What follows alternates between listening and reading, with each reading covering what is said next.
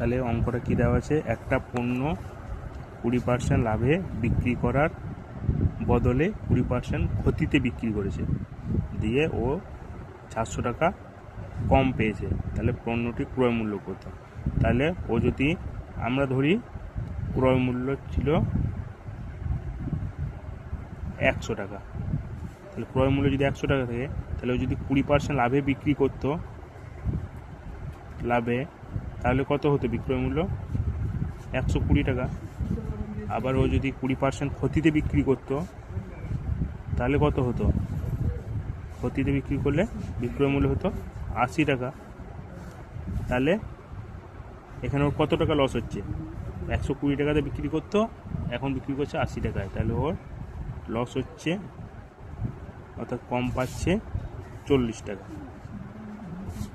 তাহলে এই 40 টাকাটা, আর অঙ্কতে কত কম বলা আছে? 400 টাকা কম বলা আছে। তাহলে আমরা যদি বলি 40 টাকা, 40 সমান 400, এটা এখানে কম পাচ্ছে, এটা এখানে কম পাচ্ছে, তাহলে এই দুটো সমান। তাহলে ক্রয় মূল্য কত? 100। তাহলে 100 সমান কত? তাহলে 100/40 ইন্টু 400,